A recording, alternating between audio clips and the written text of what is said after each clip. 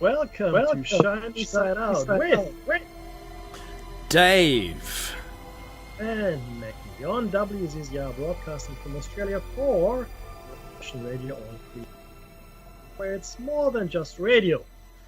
Jump in the chat room if you can. This is show number 279, and we're talking about mysteries. Some of these mysteries you may not know nothing about. These are mysteries to uncover. It's on air, online, and on your smart device, so grab an app to listen anywhere or listen at home on a great digital radio. Largest show. Shame on you. Shame on me. I missed it. It only costs $5 a month to access the Freedom Slips archives and check out our shows. In fact, any show that you would like to. $5 buys you access to all of the shows. I would like to acknowledge the traditional owners of the land. For me, it's the Daru people. I pay my respects to elders past, present, and future. And Dave? Dark and young people. Now, like I said, today we're going to talk about mysteries. A few things you probably never heard of, which I hope. So we'll bring you something new. It's been an interesting week. Too many terrible things have happened. Dave, how was your week? Well, it's always very interesting being me. Too busy, too many things happening. But there was two things I wanted to bring up. One is about Elon Musk's battery offer, which is now being taken up by South Australia, which is they're about the size of Texas, I'd say. And the other one is what's happening in Yellowstone.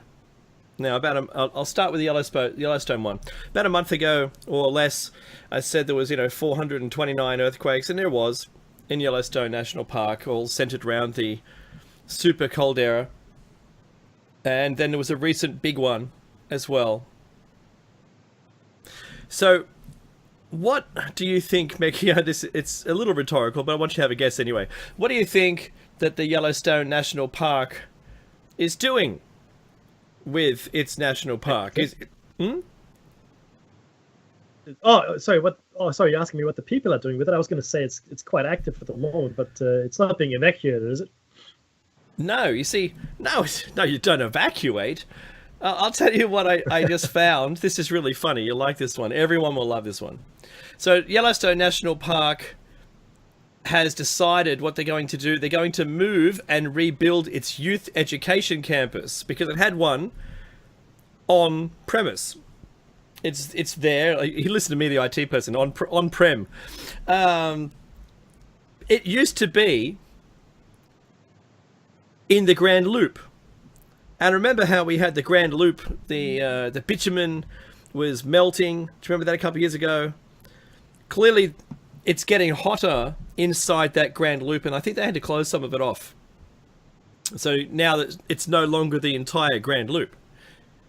Well, in all goodness, I read this and I laugh because they're going to rebuild the campus on site, still in the national park, but it's the dorm and the classroom space is going to be moved, and it takes up to about 140 students. But the dorms are only 60 students, and I think they were going to upgrade it. And they said in 2014 the roof buckled. Well, that's funny. Remember that 2014 was when the bitumen melted. They didn't tell us about the damage to the building. That means the ground is changing. That's what that means. The ground itself is, because it raises up, you see, when it's being filled with magma from below. Magma. So what they're doing, they're not going to relocate it to some other town. No, just south of the Grand Loop Road. That's it. Yeah, I'm just moving out of that bit, We don't want that bit. Of course, if it did go off, we've spoken about this, 2/3 of the US become unusable. And just moving it, we're just going to move it, I don't know, just down the road a bit. So it's not where the road is melting anymore, it's just outside of that zone. Mm-hmm. Of course, you don't want to move it too far away because people that are going there to that campus are probably the ones who are studying the super caldera. So they're the first at hand. Should anything happen, they're going to be right on it. It's like, you know, how do most volcanists die? From volcanoes. How do most people studying a super caldera die? Usually of old age. They don't go off very often. This one's terribly active right now, and more active than it's ever been. So yeah, we're just going to move down the road. I don't know, just there, maybe, where we can still see it from here. Not moving it to another town or another state or anything where modern technology could allow you to see everything. Yeah, but that doesn't matter. Anyway, I just thought that was really funny. To me, that's hilarious. It's the most dangerous it's ever been. The building's collapsing that we used to be in. So where's it not going to collapse? Oh, just here. All right, we'll build it here then. What? Yeah, what? Who now? Yeah. What were they thinking? Anyway, they're clearly thinking that nothing's ever going to happen. It's just a super caldera. Don't worry about it. Yeah, it's had 400 Just seismic tremors. What are you worried for? Take some more Prozac. Watch some more television. Take your Prozac. Shut up. I'll watch some more. Watch all the television now. Wash your mouth out. Worry people. Unbelievable. You're just a fearmonger. That's me. You got my ticket right there. Look, the other one was Elon Musk. Did you have anything to add to that, Becky? No. No, I just think we should just, take the Valium and the Prozac. It's all good. Yeah. In the form of a remote control. Prozac. Yeah, awesome. So Elon Musk. Remember last summer, Becky, where we had, what were they called, power rationing? Oh, no, they had a different term for it. That means when they turn your power off for you because we can't give you power anymore. We don't have enough power to give around anymore. So whoever you are, I'm turning your power off so we can, still operate big business. The only reason that was is because they had one thing in maintenance and a storm blew down the wires connecting it to interstate power, and well, they honestly didn't have enough, but they couldn't feed it from anywhere else, so there was a big hoo-ha in Australia about that. And the government blamed renewables. Yeah, that's the first place to blame, isn't it? They didn't blame the baseload power. Oh, you got too many renewables, you see. How are we supposed to cope with that?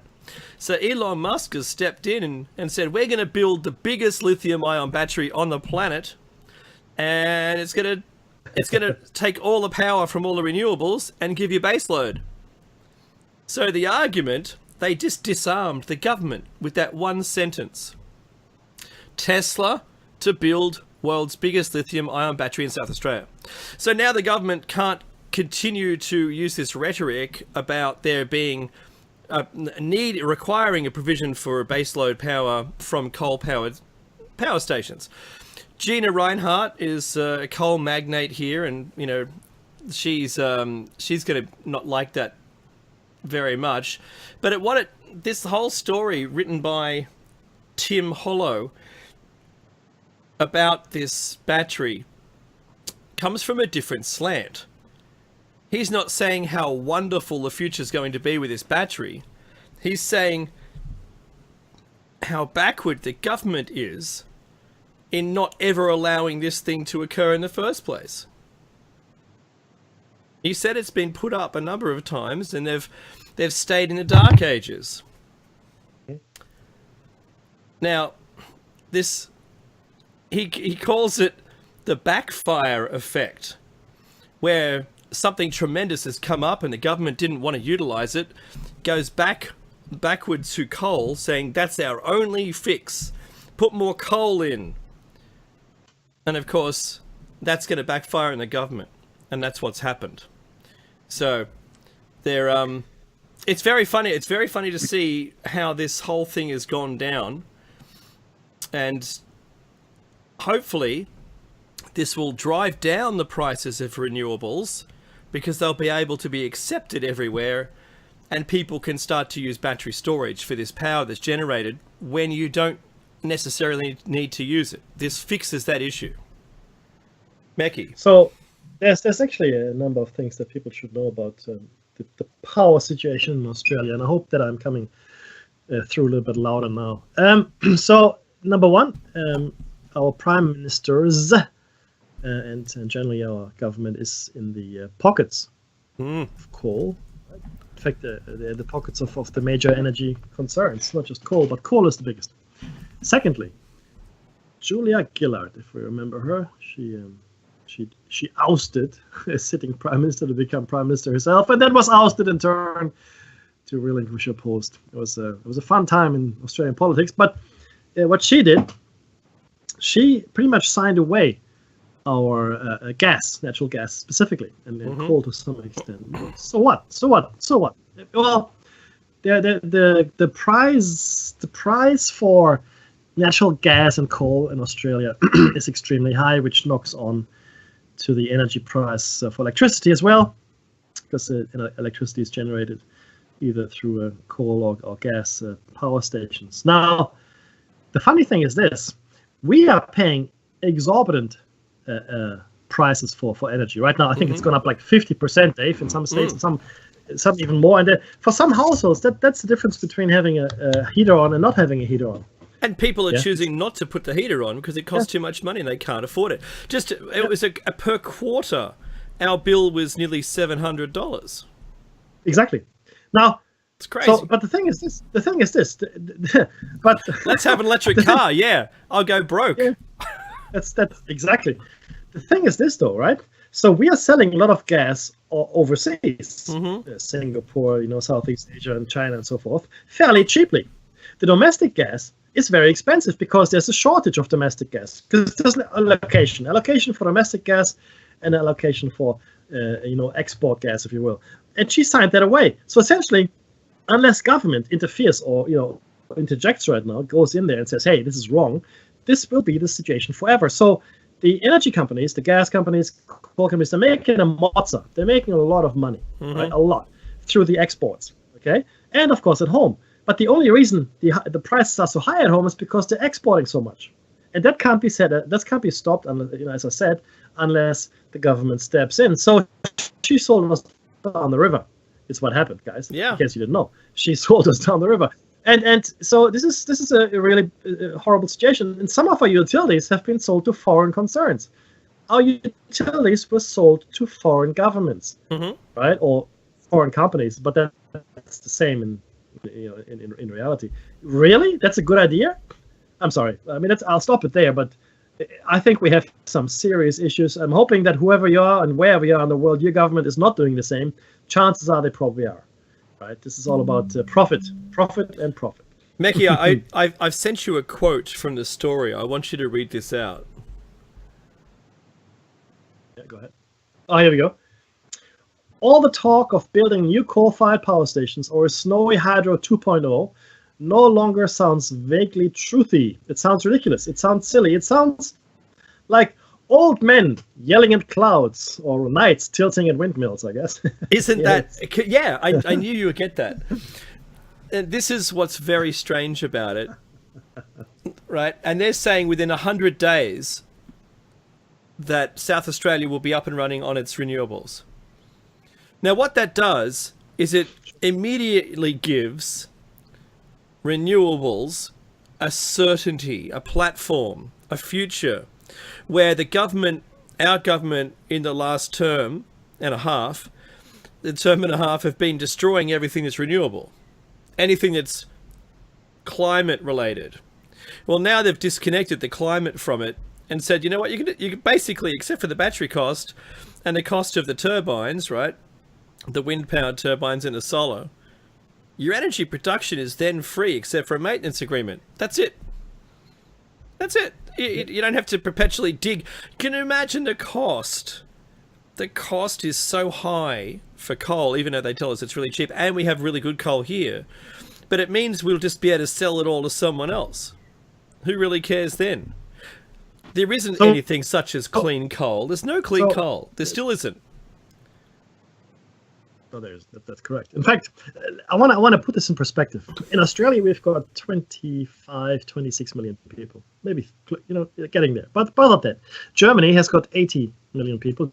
Germany, and this is about the size of one of our states, so it's very small, but it's got a lot of people. Germany is now at 85% at renewable energy. So from wind, solar, biomass, and hydropower provides 85% of the country's total energy needs. 85% coming from wind, solar, biomass, being methane, and hydro. Okay, 85%. What? Come on, seriously? And that's like, okay, it's densely populated and all that stuff, but I'm telling you, 80 million people. Why? I mean, we have desert, and that's pretty much the most what we have, like of anything. we have tons of that, and it's currently doing whatever it does. It's doing it now. Yeah, it's not doing a lot. And I am always perplexed as to why we don't build solar farms out in the desert. I mean, that's the desert by definition is, hit by the sun a lot of the time. It's sunny. Right? I know, right? So yeah, it's very funny. It really is. This battery installation. It's only going to take 100 days. 100 days. That's it. 3 months. So in 3 months, they're going to fix South Australia's problem. South Australia's power was sold to China. That's where it was sold. And the Chinese aren't going to like the fact that they're putting this in, because it's going to mean that their value of their product that is purchased was, well, good for us because we sold it, and now we've basically told them that, well, we won't be needing that anymore. Good luck with that. There'll probably be some huge fine that we have to pay to that company because of what profit we said they would have. But anyway, that's a whole different issue. This will change what other countries do. This is the first one of these. This battery, the Elon Musk lithium battery thing, biggest in the world. We're going to be the first one of its kind. It's going to change the planet for renewables, and hopefully we can get over that line.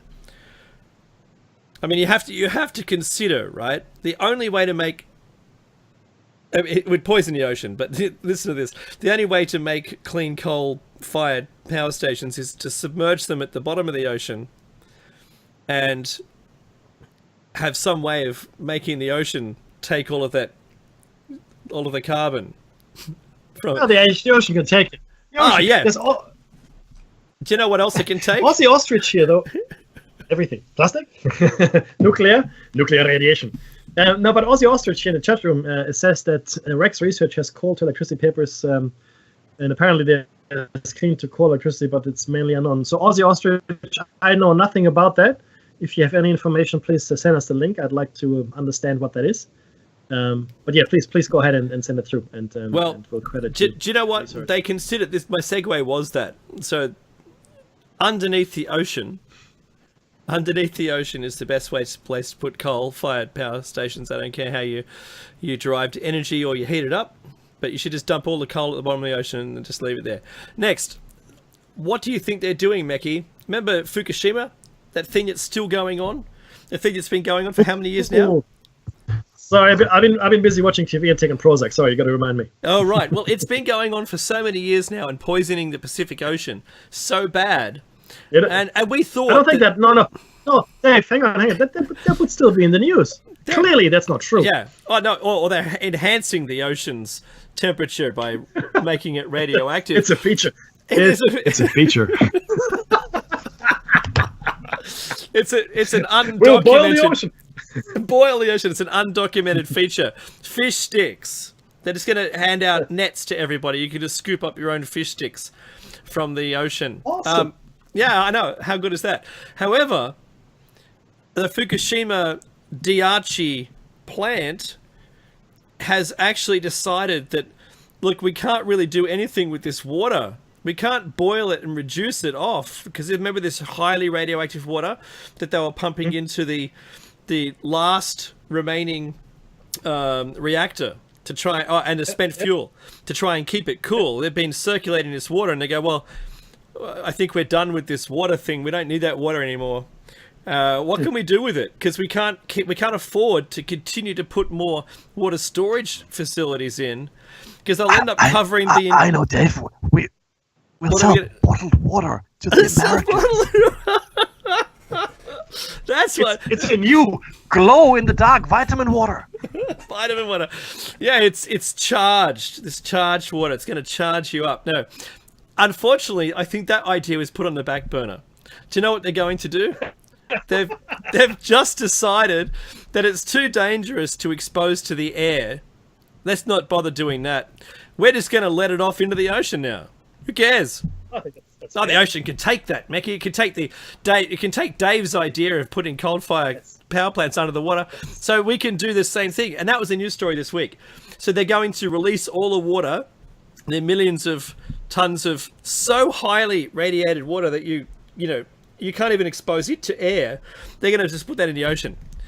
And so what they're going to do is now no longer store it. They're not going to cycle it. They're just going to use new fresh seawater to go and cool the rods and put that straight in the ocean as well. There's no solution. That's You know what's funny? not yet. Not yet. I'm still trying to find something funny in this I tell story. you why. No, it's funny. I tell you why. What is because it? The ocean What? is actually it's not owned by anyone. I mean, every country has got a 7-mile or whatever. Yeah, that's right. ocean Yeah, zone, which is- before international waters, right? Before the waters, right? Yeah. Yeah, exact. International water. You can do whatever you want. You can gamble, you can dump bodies, you can dump waste, and now you can pump radioactive water right into the ocean and make it everybody's problem. Huh? How good is that? That is democracy at work, my friend. Everybody's problem. Yay! Now, guys, this is insane because already the Fukushima radiation leak is so bad that the west coast of the Americas, not just the United States, but of the Americas, is severely affected Yeah. by this, and the radiation levels have gone up significantly. Now imagine if this water, which can't be safely disposed of in any way, well, I know, but now, Dave, we're going to shoot it into the sun. We fill rockets with it, and then we're going to shoot it into the sun. That's what we're going to do. That was my idea for all nuclear waste. That just gets rid of it. Nothing to Right. worry about there. It works. Ah, not for me. But this is a really bad idea. You think weighing is a bad idea? This is a bad idea. So what can you do? You know what? Exactly nothing. I wouldn't go swimming in the Pacific anytime soon, though. That's my advice to you, unless you need another hand growing off your forehead, maybe an eye on your Pacific back. tuna. Actually, these are good things. Features. Yeah. Yeah, it's a brand new feature set. You'll glow in the dark. You'll be able to see where shipping lanes are really easily. The ships will stand out as a black silhouette on the background, so you see them from satellites. It's brilliant. What a brilliant idea that is. I want to buy 5. I want to buy 5 and more Prozac. That's what I want. My wallet's in the car, Mackie. How much is it? Don't even tell me. I'm just going to hand in my credit card. Oh, So beautiful. So see, I thought if I was Japan, what I would have done, because you got to think about in the way that you would if you're trying to get rid of something. What you just call the guy named, Guido. Don't if your name's Guido, don't send me hate mail, right? Or like the cleaner. You ring the cleaner like from Pulp Fiction, and you say, look, I got some stuff to get rid of, and he goes, yeah, no worries. Yeah, and then he comes around with the truck. You think you might need a bigger truck. So he comes. What kind of truck do I need? Well, you can't touch this stuff, and you can't go anywhere near it. So he goes, like, have I got a deal for you? So he brings a ship to the dock, and they have to use robots and put all the fuel on it, and then they just buy this old ship that's all they're going to do. Their whole plan is just to sink it into the ocean. You wait for that coming up, because you can't do anything with the spent fuel rods. If you expose it to air, it instantly catches fire. It's no longer able to be controlled, and the only way to control it is by keeping it cool. And you've got to do that for the next 250,000 years. So what? Someone else's problem. It's good. Well, the bottom of the ocean's pretty cool, Mackie. That's tomorrow's Mickey's problem, Dave. Tomorrow's You worry too much. Oh, It's not today's Mickey's. There's this beautiful. I don't know if you guys have read The Hitchhiker's Guide to the Galaxy. I have. I love it. I have. I love it too. I won an award for those fjords. Well done, I'd say. So I like the little fine detail work. Well done there. But in it, Zaphod Beeblebrox, and we don't have Zaphod. Oh no, we don't have Zaphod here today. So Zaphod Beeblebrox is one of the characters in there. He's the he's the president of the galaxy. Blah blah blah, and he's got this awesome pair of sunglasses. And whenever there's a problem, Yep. appearing in his world that can't be dealt with by anyone, so it's just too much of a problem, it's just too overwhelming, his sunglasses go completely dark. I mean, you can't see anything anymore. Bingo! That's what we need. We need more of those sunglasses. I can't see the problem. Dave, what problem? What are you talking about? Huh? I like when they all of them are wearing the sunglasses and they walk into a cave, and the cave opening is it's a large cave, right? And they question whether there might be something living in the cave, and they go, oh no, and the insurance, yeah, it's all right, it'll be perfectly safe. And then you hear this sound come, and all of their glasses instantly go black. They're so black you can't see them anymore, and then they feel safe. Oh, problem gone away.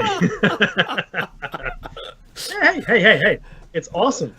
That's what the ostrich does, right? I mean, no offense to Aussie Ostrich in the chat room, but No. that's what I put my head into the hole into the ground. Hey, no more problems. It's nice. Where did all the problems go? Yeah. But we've come to the bottom of the first hour. Sorry, I have to quickly give you this message. Get yourself some great merchandise from the station's website. Buy a CD of your favorite host shows for previous season, an EMP-proof thumb drive, which I think is awesome, with survival documents, or a 75K seat bag. And you need to follow the instructions carefully there. The number to call in if you're United States of America, but please only call if you have something to say, is 347-688-2902. 347-688-2902. Only call if you have something to say. Or via Skype, which is what Dave and I are doing. It's Freedom Screen. Freedom Screen. If you live in Kentucky, you can pick us up on FM frequency modulation on WZZR 101.3 or anywhere else. And I do mean anywhere else where you got the interweb on the line and all that. You can pick us up via tunein.com, Web Radio Central, Receiver mobile app, Freedom Slips mobile, TalkStream Live, StreamFinder.com, InternetRadio.com, Radio Tuner, Radio Waves, Radio9.co, or Shiny Side Out. It's our very own app. That's right. Some person in Bulgaria made that for Dave, I'm sure. But it's ours. And today's topic is more mysteries. Dave, it is more mysteries. But look, to all jokes aside, and I do want to be serious for a second, the way we're treating our planet is the way you would treat a toilet in the pub. It's not my toilet. I don't have to clean it up. Someone else's problem. No. Eventually, this someone else's problem will become your problem, and our problem, and our children's problem. So let's live a little more consciously. Let's do things a little more intelligently. I mean, I know, I just said it. I mean, Germany is at 85% renewable. Germany, 85% renewable. Volvo is going to phase out all internal combustion by 2020, maybe in 2019. But it's happening, guys. It's happening. Let's. I mean, Australia, our infrastructure is in need of overhaul, and there isn't that much of it if you think about it. It's only 25 million of us, really. How hard could it be to switch to solar power, even? I mean, the problem, of course, is money. It's money. People are making money, and people will continue making money. Adani, I mean, we're giving him $1 billion so he can build a mine. Really? We are in Australia. We're giving this person in India $1 billion so he can build a mine, which he will profit from, and he probably will fly in his own workers on some kind of special deal. So we are mismanaging this country really, really badly. Really badly.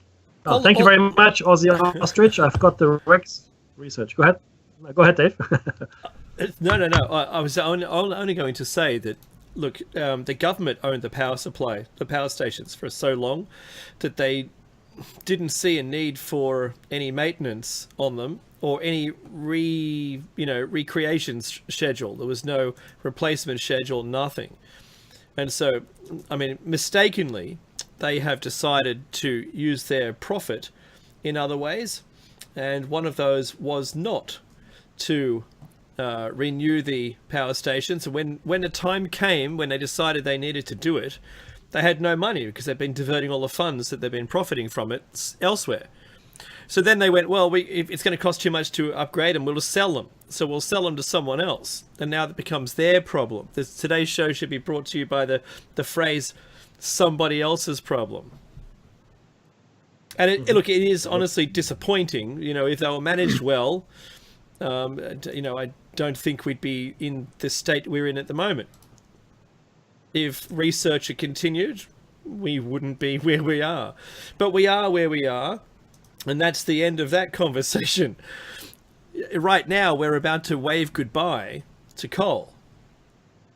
From a strategic point of view, that's where we're going. And I don't see any other way around it, unfortunately, for those people who own a lot of coal. That's pretty much it. That's just the way it is. Well, so you can that's the trend. And the Adani mine, good luck with that.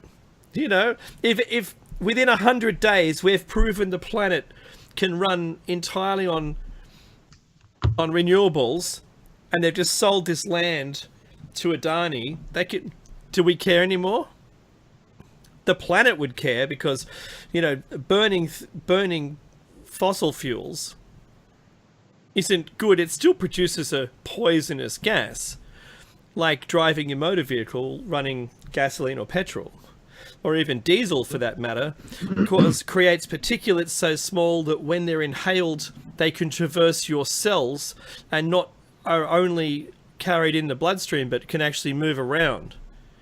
They don't do it of their own accord, of course, but when they congregate in a muscle, they can reduce the effectiveness of the muscle, and because of their weight, the gas that contains them will sit in pockets of low-lying areas, usually purchased by, sorry for the rant, but usually purchased by retirement villages because it hasn't got a view, and so they don't really need it.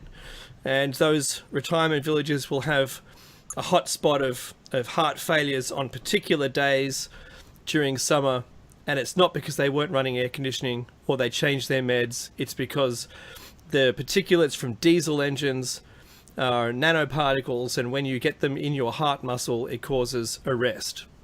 It's been proven. I'm not the one making this up. There's papers and studies and everything out there, and it's been alive for about 10 years, this concept. We didn't know we were doing it to ourselves. We can't see it.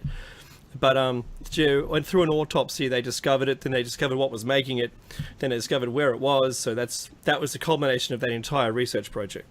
Is anyone doing anything about it? No. What are Volkswagen doing? Found to be lying about their emissions. What are other companies doing that have diesel? Also lying about their emissions. That was another news article that I was reading about it. So why are we driving diesel? Because it's a cheap fuel to process. It's cheaper than the others. It is very cheap. And it's not flammable to an open flame. So it's quite cheap to produce. They sell it for a big profit. It's one of those big profit items. Hard to get that off the shelf. So if you drive a gasoline car or a petrol car, your emissions are less. And they're not, I shouldn't say less. Your emissions won't cause the same issue because the particulates aren't in the same nature, right? Anyway, so Meki, moving on. Yes. You're absolutely right. We are talking about mysteries today. Oh, mysteries, yes. More. And look, a lot of these, the first ones we're going to share with you here are specifically Australian mysteries, so that might be interesting for you guys that haven't maybe not that familiar with the Australian folklore or legends. Some pretty cool stuff. And then we've got some other mysteries which you're probably not aware of either. There's one that is in my mind, I've been aware of this for a long time. Ever since reading a book by Eric von Däniken, and this is actually a physical location. And then there's a few other things we wanted to raise with you as well, which are interesting, we think. So hopefully you stay with us. We won't be able to finish it today, but probably next week. So again, show number 279, 970, and 200, more mysteries. And this is one of very special interest to Dave and I. But so this is one of the strangest and most remote continents on the planet. That's us, Australia. Mm-hmm. Okay. And we've got, our history goes back, well, probably, I don't know, Dave, you want to say 80,000, 90,000 years, probably? I mean, 50,000 years for sure, right? 50,000 of archaeological record from some bones found, and through the connection via lower sea level to other continents. Mm-hmm. However, there's lineage there with DNA that's also contributing towards the high 90s to 100,000 years of population on this continent. And at the moment, outside of Africa and the Egypt area, this is one of the... we'll probably find that it was humans all over the planet at some point. More than, maybe 250,000 years ago, or even further back. But at the moment, they're willing to accept and publicly announce that we're around about 90 to 100,000 years on Australia. That's a long time. That's a long time. Now, but it's the oldest continuous population of people of 50,000 years officially. And we've brought you a few things we've done in the past. We're going to do a few more. We went to the Gosford Glyphs. We went to Mount Yangu. We're going to do things like that again in the future. Now, a few kilometers inland from the gorgeous beaches of far north Queensland, there's a mountain. Well, mountain is maybe a wrong term. It's a collection of boulders. Yeah, and I'd really call it a hill. Yeah. For Australia, it's a mountain. For everybody else, it's a hill. And it is really just it's just a collection of huge piled up, slick black boulders. Now they're granite. Okay, they're black granite boulders. And they're actually sticking out like a sore thumb if you look at the surrounding landscape. I'm looking at an image here from Google Earth, which shows the boulder collection from a fair height, and there's nothing anywhere near it that resembles anything like it, and there's nowhere else in Australia that has anything like it either. So rather than just being a single rock like Ayers Rock or Uluru, this is a collection of fairly large boulders. Now, the site is in a national park, but visitors are not invited to climb or even approach the mountain. There's a lookout just off the road, and that's as close as tourists are invited to go. Within the mountain itself, occasional gaps between the rocks lead to twisting tunnels and caves, which lead deep into the earth. At least we think they do, as few people have ever explored the caves and come out alive. Known to most as Black Mountain, the place had a long and storied history even before Europeans arrived in Australia. The traditional owners of the land are the Eastern Kuku Yalinji Aboriginal people, who know the mountain as Kalkajaka, literally translated as Place of the Spear. While many of the mountain's better chronicled legends have been told by white Australians, the Kuku Yalanji people definitely know better than to go too close to the mysterious mountain, Dave. Absolutely. Look, since the arrival of white settlers in the area, a great many stories have been told about the disappearances. There's an extra syllable.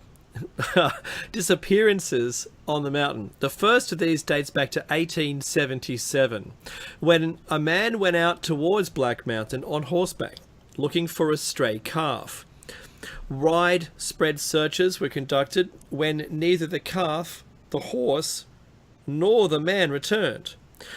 But no trace of them was ever found. A few years later, a criminal named Sugarfoot Jack.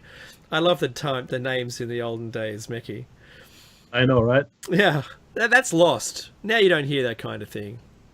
And a few of Jack's companions took refuge near the mountain after a shootout and began an exhaustive police search, but could not find any trace of them. A constable named Ryan was one of the next legendary victims of the mountain. He was tracking a fugitive with the help of a local tracker being a native Australian or an Aboriginal. But the trail ended abruptly at the mouth of the mountain's many caves. Ryan stepped into the cave to try and find the fugitive, but never came back out again. None of the others in the group were game to look for him. The list of appearances goes on. A pair of police officers of whom one disappeared and the other made it out alive but was driven insane. 2 cavers and the trackers who was sent to find them afterwards, even a backpacker named Harry Page, the only person whose body has ever been recovered from the mountain, though his cause of death was unknown. No, I just want to before Meki, you take this again. I want to remind everyone there isn't another place on the entire planet that looks like this. True. This is, like Mickey said, a pile maybe around a mile long of granite boulders that aren't connected with soil. They're just sitting there in a large pile, couple of 100 yards tall for about a mile. That, well, geologically speaking, it could not have been made as an intrusion from a magma space below, because it couldn't have made so many small pockets and the substrate wash away.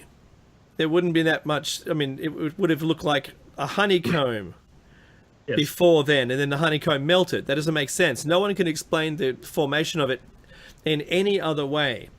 And because it hasn't got any dirt between the boulders, you can slip and fall between them. And some of them are huge, like bigger than cars.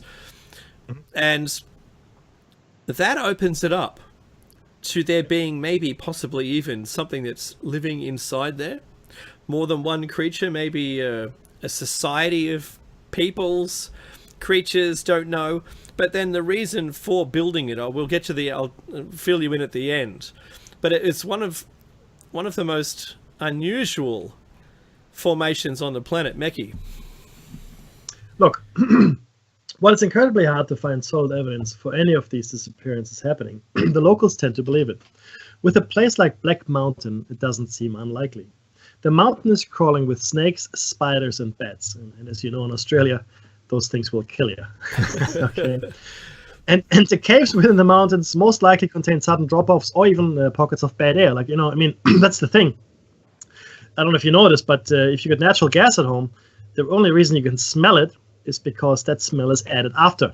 Natural gas or any gas for that matter, or many gases, don't have an odor. Mm-hmm. And if you were in an area that has this natural gas, for instance, you would know, and you would simply drop dead because all the breathable air would have been displaced with gas. So it's quite easy to get trapped that way. In fact, it's a big danger near volcanoes, and even in Yellowstone, you might be trapped in a pocket of non-breathable air. Many people even report a feeling of anxiety and fear when looking at the mountain and its strangely unnatural seeming formation of boulders. The wind and the shifting of boulders is said to create an unearthly noise, sounding like moans or even mournful cries.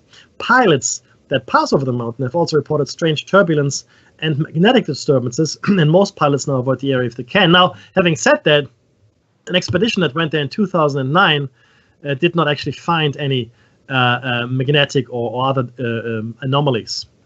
So there was a helium magnometer and a spectrometer, but it didn't find anything unusual. No unusual radiation levels or magnetic rocks or anything like that, which is interesting. There's definitely something odd, though, about Black Mountain. So we never know exactly what that might be. And no one has ever explored it fully enough to uncover its secret. And it's unlikely that anyone ever will. Well, we'll see about that, Dave. And the thing is this, it's about 250 million years old, they say, right? But they tell us it's hardened magma that gradually eroded and the soil around it washed off. Well, if you look at it, it doesn't look like that. Okay, so you can say something, but I don't think it's necessarily the truth. So it doesn't look like any igneous rock that I've seen before, right? Or volcanically. In fact, where's the volcano that created it? But anyway, that's that, my friend. It sure is. Being able to tell the crystalline structure of one of the rocks would tell you whether it was created under pressure or not. That's the only way you'd find out whether it's what's it called? The two different times if you have magma drying on the surface, it's like an extrusion, but it's interior, or I forget the term, the geologic term, but if magma is pushed into a small cavity and as it cools, it's under any pressure at all, it'll cause a different crystalline structure. It'll be smaller, and that's the only way to tell really whether that was created above ground or underground. it looked, in all intents and purposes, it does look like it's a debris pile. It looks like you had some kind of mining operation, and it looks like the pile that you would create as a debris pile. No, we don't need that stuff. Or maybe you do need that stuff. I don't know. So the mystery is quite deep on it. I don't want to say too much any more about it, but it's certainly it is a mystery, and it's like those holes, Meki. You know, the row of 7 holes or 8 holes in South America? It's as mysterious as that. This looks like it's made by some intelligence. Those holes definitely look like they've been made by some intelligence. It doesn't look like an accidental geologic feature. This doesn't either. This is in that same group. And that's why it's a mystery, and it's been included in today's show. But Meki, what's next, my friend? Well, the Marie Celeste. The Marie Celeste. While the tale of the Marie Celeste is one of the most enduring stories of missing ships, the Patinella is Australia's very own maritime mystery. This ship vanished without a trace while approaching Sydney Harbour in calm seas in November of 1988. That was our bicentenary. I know. Leaving behind only a barnacle-encrusted life buoy, or life buoy, depending on where you are, and a message in a bottle. There's a song in that. The Patinella was a 19-metre steel schooner, which is a type of vessel. All you boaties out there, you know what I'm talking about. That was known to be incredibly sturdy, having undertaken a number of Antarctic voyages and global circumnavigations under difficult conditions. Survived all of those. Michael Calvin was one of the crewmen aboard the yacht, and the last communication from the vessel came in the form of a letter posted by Calvin in Port Lincoln, sent to his twin sister. The ship was headed up the coast on its way to Airlie Beach, which is past Sydney, where Calvin and his friend John Blissett had promised the use of the Patinella for a charter business. But just a few weeks later, however, the boat simply disappeared in waters off Sydney. No mayday call was received, no distress flares were sighted, no debris nor bodies turned up on Sydney's shores. It simply vanished without a trace. Meki. After almost 20 years, after the ship's disappearance on New Year's Eve of 2007, a couple on a beach at Eucla, near the border between Western Australia and South Australia, found a handwritten message in a bottle, dated just a week or two before the disappearance. And the note read the following, I'm quoting now. Hi there. Out here in the lonely Southern Ocean, and thought we would give away a free holiday in the Whitsunday Islands in North Queensland, Australia. Our ship is traveling from Fremantle, Western Australia to Queensland to work as a charter vessel. The only other trace of the Patinella that has otherwise been found was a barnacle-encrusted life buoy. I'm here, so I'm saying buoy. That was found floating off Terrigal almost 7 months after the disappearance. Over the years, there have been numerous rumored sightings leading to theories of hijacking and foul play, but nothing was ever confirmed about the fate of the Patinella and her crew. And again, it is these smaller mysteries that are overlooked. Disappearances in calm weather, Dave. Disappearances with clear blue skies. Disappearances near an airport or near a harbor. Right? These are things that are unusual. I mean, ships go missing all the time. Planes go missing all the time in bad weather. But sometimes there's simply no explanation, like the Malaysian flight a few years ago. And this is again one of those. What is out there? What happened? I mean, is it part of the larger puzzle? That's my question. But there's another interesting place here, Dave. Yeah, completely. I'm just going to add all these missing things, all these the planes and the boats. You know, there'll be cars that go missing, people that go missing. You know, there's ghost ships and things. Maybe those missing things, though, Meki, in some way can traverse time and space and end up in a place where the people who witness it document its appearance, its sudden out-of-place appearance back in time. And they document it on a lintel at the Abydos Temple, because we're seeing things like that. There's a helicopter, like it looks like a boat of some kind, a plane. Well, they didn't have them back then when that building was built, so they must have known or seen them and documented in some way. Not all of these things are going to turn up in the right spot. Maybe they don't all turn up, you know, where there's someone inhabited. But, you know, you hope to. If you are on a vessel that goes missing, you hope to, if it's gone back in time, actually your life will be pretty good, I hope. You won't have to have all the problems of today, our first world problems. Imagine being able to go to a simpler existence. I really, while it would be more labor intensive, certainly, you wouldn't have to worry about all the other things that go with it. Okay, so the Devil's Pool. This is the next one.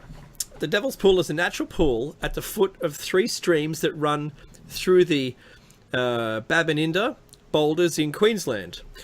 While it's a beautiful destination for a hike, and swimming pools in the area are clear and inviting, swimming in the Devil's Pool itself is a recipe for disaster. 17 people have drowned in the deceptively lush waters since 1959. And even more fatalities have been unearthed in earlier newspaper clippings. Not the clippings containing dead bodies, but the information regarding the dead bodies.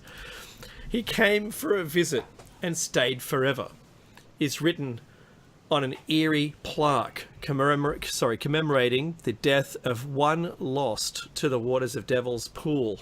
Another man named Peter McGann was 24 in 1979 when he just slipped, jumping a gap between 2 rocks and simply disappeared. It took experienced divers 5 weeks and 5 days to finally locate and free his body from the depths of the pool. Another tragedy occurred when a young couple was swept up by a flash flood that had come barreling down the river without warning. The woman managed to survive, but the man was swept away by the flood. The most recent death occurred in 2008 when a young Tasmanian naval seaman was swept into the pool and drowned. A report from the Townsville Bulletin even claimed that his friends saw him get pulled backwards into the pool, as if by an invisible hand. Meki. Exactly. The history of the Devil's Pool goes back long before all of the documented drownings, however. A Cairns tourism website gives the legend supposedly told by the local Yidinji people. Now this is the legend. According to legend, a beautiful girl named Ulana from the Yidinji people married a respected elder from her tribe named Warunu. Shortly after their union, another tribe moved into the area and a handsome young man came into her life. His name was Diga, and the pair soon fell in love. Realizing the adulterous crime they were committing, the young lovers escaped their tribes and fled into the valleys. The elders captured them, but Ulana broke free from her captors and threw herself into the still waters of what is now known as Babinda boulders, calling Diga to follow her. As Diga hit the waters, her anguished cries for her lost lover turned the still waters into a rushing torrent, and the land shook with sorrow. Huge boulders were scattered around the creek, and the crying Ulana disappeared among them.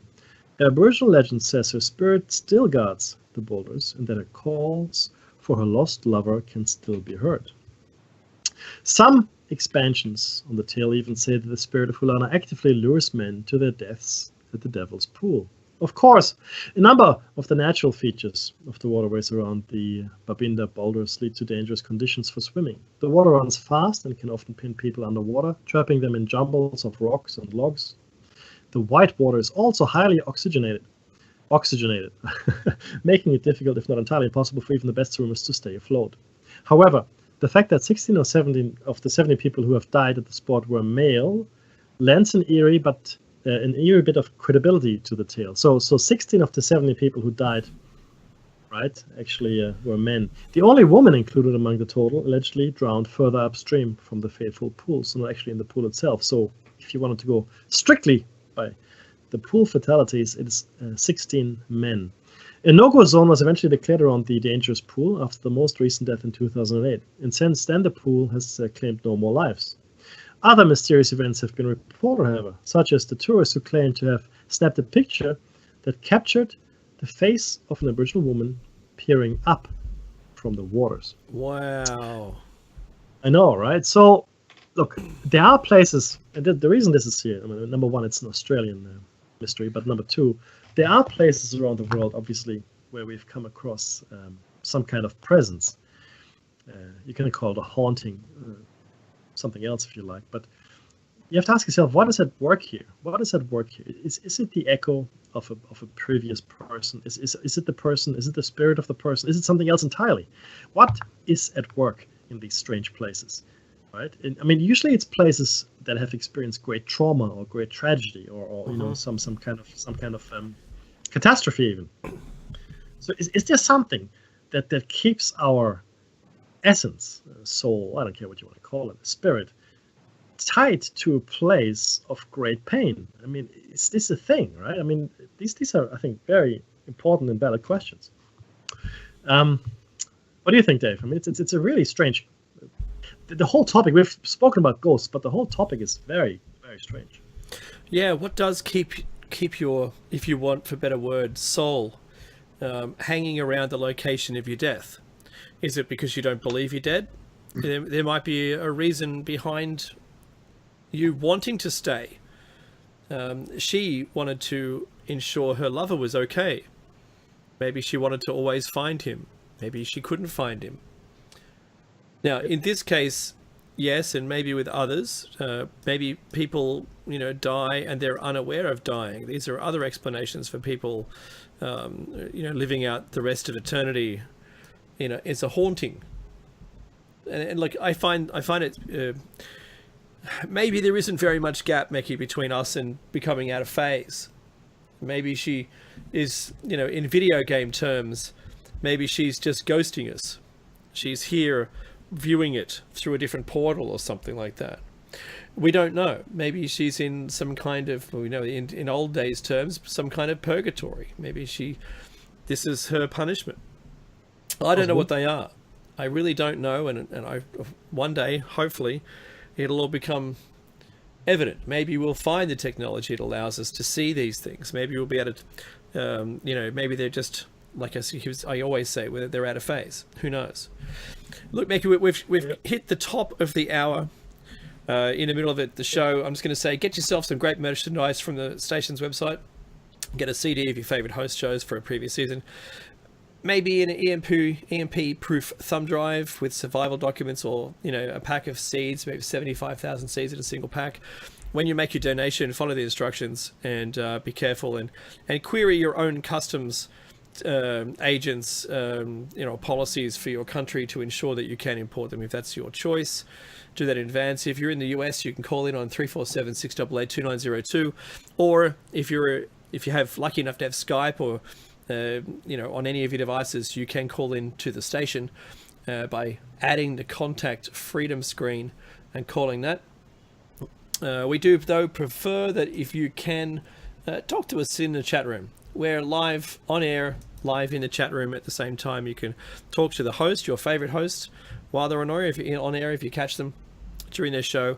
Also, if you're in Kentucky, you can... I nearly said it again, Meki. I'm trying to avoid saying you're lucky in Kentucky. But then I have to say it when I explain myself.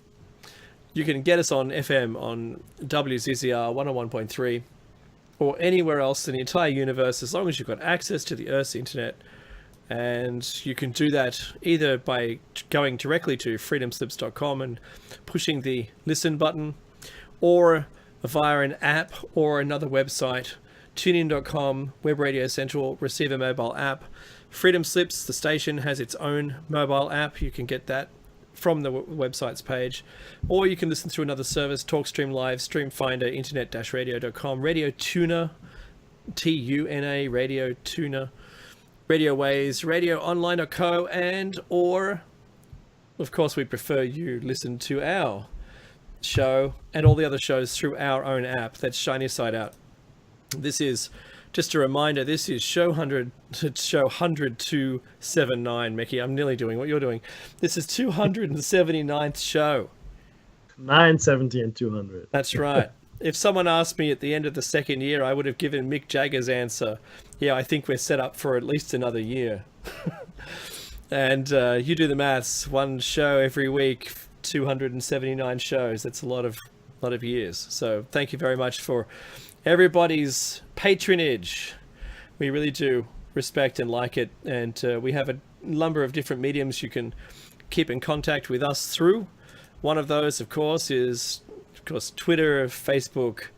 I know that we have a blogger account as well. There, YouTube is big. If you want to catch the archives, you can either subscribe to the station so you can get everybody's archives from all the shows for only $5 a month. It's only a cup of coffee per month. Or you can subscribe just to us on YouTube, and you can catch our shows. We also have video streaming, but at the moment the streaming's off, so we get a better quality video and we upload that after the show. And if you don't know who Solaris is, you really want to jump in the chat room and jump into the archives and have a listen to her show. Today, actually, Becky, I have to say, today she had a Madeline Rudy on, and they were talking about spirituality. So that was a very good show. So thanks, Solaris, for warming up the crowd. I hope she doesn't hate me when I say that. She knows, you know. Solaris is not a hater. She's not a hater. She's of times. Thank you very much for your appearance. It was great, and we love what she does. I do like her both documentary and books. So in fact we had thank you, Solaris, for sending those through to us. Oh, absolutely. If you haven't had a look, please go to her website, check out her publications. But I do recommend you guys watch the documentary as well. It's very interesting. It probably will talk about things you don't know about. So just watch it and then educate yourselves after, or maybe you want to educate yourselves beforehand. It's up to you. But watch it and then do the research that you think is required. But it is very interesting. Now, the next mystery here that we're going to talk to you about sort of plays into the interdimensional traveler potential scenario that we shared with you over the last few weeks. I love those. Yeah, I know, right? It's a very strange case. It's called the Tamam Shud case. Tamam or Tamam Shud. There's some I guess Hebraic writing associated to this, found on the man. So let's get into it without further ado. This is the story about a mysterious Samartan man, or the Tamam Shud case, and many to continue to try and puzzle through its secrets to this day. It's one of Australia's most enduring cold cases, meaning it has never been solved, and one we're no closer to solving even, I think it's now almost 75 years later. On the morning of December 1, 1948, and I've got a picture here of the man in the show notes. He looks middle-aged, and maybe in his 30s or 40s. Mm-hmm. A man's body was found on Samartan Beach in Glenelg, which is just south of Adelaide. He had no identifying marks on his body or clothing, in fact. And in fact, every label of his clothing had been removed. He was found with a half-smoked cigarette on his shirt collar, unsmoked cigarettes and matches in his pockets, an unused rail ticket to Henley Beach, a used bus ticket from Adelaide, half a packet of juicy fruit gum, and an aluminium comb made in America. An autopsy showed no foreign substances in the body, though the man's death seemed consistent with the effects of poisoning. The mystery deepened when investigators later found a scrap of paper with the words Tamam Shud or Tamam Shud on it, in a complex script hidden within a secret pocket in the man's trouser pocket. So the script was hidden in a secret pocket in the man's trouser pocket. It was translated as a phrase meaning ended or finished, with the distinctive text marking it as coming out of a book called the Rubaiyat of Omar Khayyam. You may know this book, or maybe not. It's very influential. Anyway, a nationwide search was begun for the copy of the book that this scrap had been torn out of. The next break in the case came on January 14, 1949, when staff at the Adelaide railway station discovered a brown suitcase with its label removed, which it believed to belong to the Somerton man, Dave. Inside was a number of odd items, including clothing manufactured and fitted in America, 2 blades in the form of a cut-down kitchen knife and a sharpened pair of scissors, and a type of thread only available overseas. Again, all labels had been removed from the clothing aside from the name T. Keane, Keane, on a tie, Keane on a laundry bag, and Keane, sick? Mickey, what's that? See before, same. Oh, okay. On a singlet, along with a number of dry cleaning marks. So they're tags put on by the dry cleaners. A search for missing people named Keane turned up nothing. Even the dry cleaning marks could not be identified. The next break in the case came when the book that the scrap of paper had been torn from was located, offering a number of clues itself. On the inside back of the book was a number of indentations from handwriting, which included a phone number and an unidentified number, and a few lines of text resembling an encrypted message. Now, I'm going to read you the letters of this so that if you're interested, you can see this. And it's WRGOABABD, then a space, WTBIM for Mary, PANETP, and a space, then MLIABOAIAQC, and a space, ITTMTS, AMSTGAB. Now, if you listen to this on YouTube, you can pause it and write this down. I'm quite the code breaker myself, and on Shiny Side Art's website, I've got a code, and if you can break it, their instructions are embedded in the code, and you can, if you follow those instructions, we'll know. So I'm quite the cipher. But Mickey, that's an unusual code. When I look at it, I can't make heads or tails of that. I wonder what happened next. And I can see there's a photograph here, and the show notes will be available on the website as well, by the way, once this show cycle is completed. The woman whose phone number was listed in the back of the book was a nurse, Jessica Ellen Thompson, born Jessie Harkness. Thompson claimed not to know the man, though she claimed that an unidentified man had visited her house sometime the year before. A number of clues given by Thompson did seem to point to one man. However, Alf Boxall, a man she had given a copy of the book to some years earlier, where the piece had torn out, police were working on the assumption that the dead man was in fact Boxall, until he turned up quite alive in Sydney. The case has led to some wild theories about post-war spies and mysterious poisons, along with plenty of debate on whether the case was a murder or a suicide. Experts on the case have studied the code in the book exhaustively, and Thompson's family have revealed since the death that it was likely she knew the mysterious man. However, no clue has ever managed to crack the code, nor offer up another likely candidate for the identity of the Somerton man.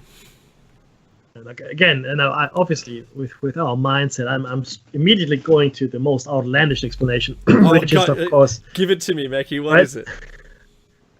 Well, a dimensional traveler. But let's say like he went to see this Jessie Harkness, for argument's sake, because he knew her really well in the other world or the other dimension, right? And then further on, you know, like this code. Well, you know, you got to find out at the Rubaiyat. I'm gonna make a point of reading that book again and getting a look at it. But if you look at the code as well as the phrase from it, it is ended, right? It says tamam shud, ended or finished. right? Then what is finished? What is ended, right? His life, is that what we're talking about, or what was it? I mean, and in fact, did he come from a dimension which, this is now way out there, so I hope your tinfoil hats are firmly on your head, guys. What if he came from a dimension, for argument's sake? I'm just completely spitballing here now, where in fact the atmosphere didn't contain a certain gas, for example, or the food didn't contain a certain fungus, which he was exposed to here, which eventually then killed him. Or maybe he didn't have access to something he needed to live. I mean, so he died because maybe he didn't get his medicine, because it didn't exist here. I don't know, right?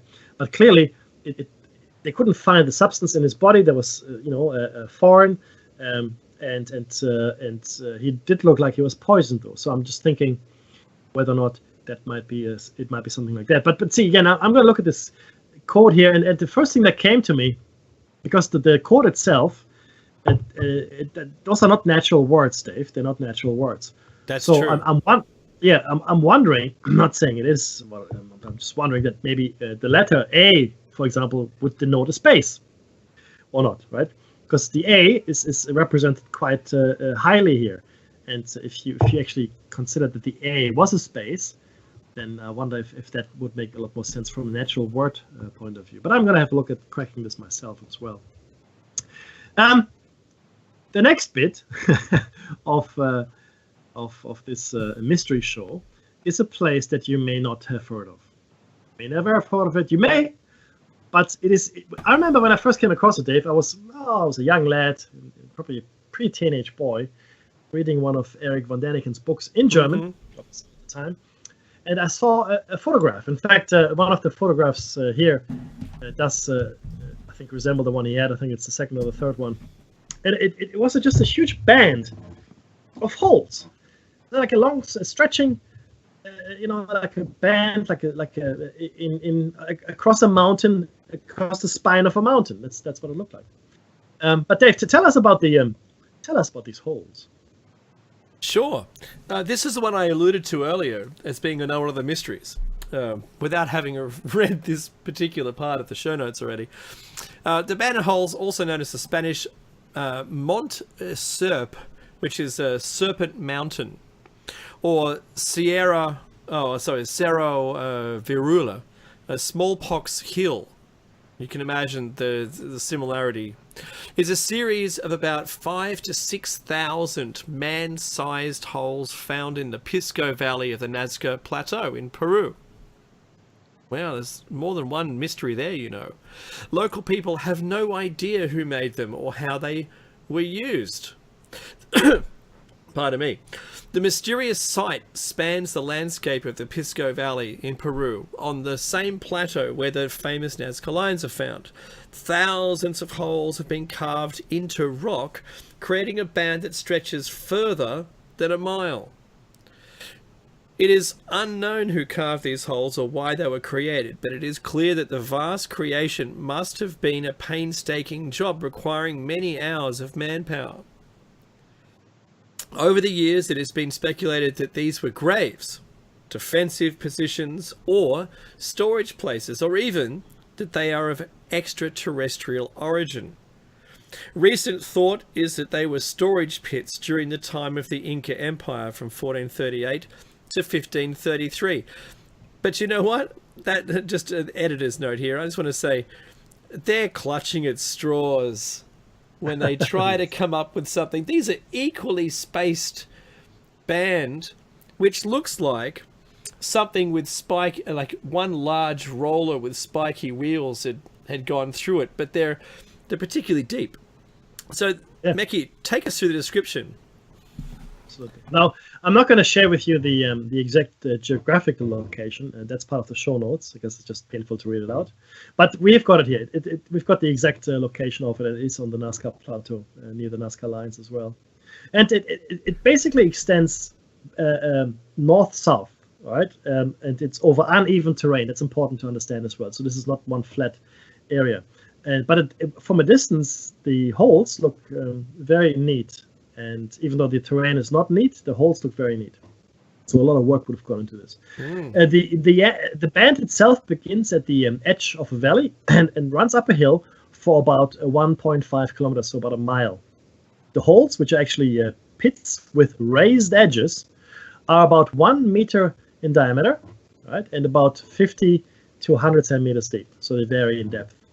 They are arranged in discernible blocks or segments along a band that varies in width from 14 to 21 meters with an average width of about 19 meters. Recent investigations have shown a number of things. Modern attention was drawn to the site in 1933 when the aviator Robert Shippey published an aerial photograph in National Geographic. Victor Wolfgang von Hagen surveyed the area in 1953. In the Royal Road of the Inca, he describes these as pre-Inca graves. Of course, it's either religious or a grave, right? Like the That's pyramids. Right. Oh, tombs of the pharaohs, right? It's a site of worship, Meki, clearly. And I've got some images on the YouTube clip now, so... Oh, great, excellent. Now, he writes the following, Victor Wolfgang von Hagen. These circular stone-lined, although unused graves lay in rows 7 to 9 and marched up the 50-degree angle to the slope called Mount Sierpe, also Snake Mountain. That is the shaking line of graves, reminding the one who named it of a serpent. There are over 5,000, in fact almost 6,000 such graves, empty graves insofar as they are circular and stone-lined, and of the same constructions of those graves which are found with mummies, weavings, and pottery. So he draws some comparisons to existing grave sites. Now, if it is a graveyard, Dave, I'm going to say it's a military graveyard, and it's like Arlington. If you wanted to make comparison, it would look like Arlington. For years, ever since 1931, they appeared on the photographic plates of the aerial surveys of the Shippey-Johnson expedition. They were the strange and mysterious pockmarks, but when discovered and surveyed by the von Hagen expedition in 1953 and found to be unused graves, the mystery was compounded. The Inca engineers would have seen the same phenomena, but as in the case of the equally mysterious Nazca lines, they filled in those which interfered with the road and ran it over and through them. Okay, so the Inca engineers, the Incas, right? They filled in the ones that interfered with the Inca road. Okay, so that's why people think it's pre-Inca, because the Incas themselves filled in those holes. Yeah. Other visits were made in the early 1970s by archaeologist Dwight Wallace and Frederick Engel. Archaeologist John Hislop wrote in his 1984 book, The Inca Road System, that circular structures, sometimes semi-subterranean, that may have been used for storage, are also found on the Peruvian south coast in the sites Quebrada de la Vaca and at Tambo, Colorado. Dave. Hundreds of stone-lined circular holes in rows have been found on a low ridge on the north side of the Pisco Valley. Although their role has been not determined, a hypothesis for investigations is that they were used for storage. Once again, I keep hearing the word storage. I don't see this as being storage. You know what, Meki? When I was looking at it, they've got a pattern to them, like the pineapple. The outside of a pineapple, you can see the diagonals. Yes. All right. So when you follow a line through it diagonally, you can see it crisscrosses in two directions perfectly. They are between two important Inca sites, the Tambo, Colorado, and the Lima, La Veja, and very near the point where the Inca coastal road crosses the road to the highlands. They might be one of the empire's largest storage sites. Now, you know what? They don't look like they've been touched at all since they were created. Not at all. And just want to say, it looks like a mining operation where you're mining a seam, but you're mining a seam with a technology we don't have. That's what it looks like to me. In 2015, archaeologists from UCLA made a brief visit to the site using photography from drone aircraft to create a detailed map. They speculate that the holes could have been used to measure produce given to the Inca state as a tribute. The measurements might have been recorded on Incan, quipus, maybe, and reported to government officials. The archaeologists hope to do further studies to detect pollen or phytoliths that could tend to confirm the hypothesis. So just on that, so we've just said earlier which one was it? The Shippey Johnson expedition, right? Mm-hmm. Of and then the survey in 1953 by von Hagen. The Inca engineers, okay, the Inca engineers who built the Inca roads, filled in the holes here that interfered with their road. Okay. Same as with the Nazca lines. So these are pre-Inca. These are not built by the Inca. They were filled in by the Inca because they were in the way. Now they might have used them for stuff. I mean, it's like the Temple of Jupiter. You know, the platform. Mm-hmm. You know, so it's great platform here. Let's build the Temple of Jupiter on top of it. Why not, right? And there are other sites in the world where this has happened. Now there are two things here that you need to consider. One, why build that thing? I mean, for any reason. If it's for storage, I'm sorry, but it makes no sense to carve into rock all these holes in this regular manner. Why would you do that? Okay, so assuming they're all morons and just did it. Second question is, how did they do it? Of course, I'm not saying that they couldn't have done it, right? But it is really a very labor-intense process to build anything, and it doesn't have an apparent purpose. I mean, okay, we're stretching. It could be graves, there could be storage containers, could be this, could be that. It just doesn't make any sense.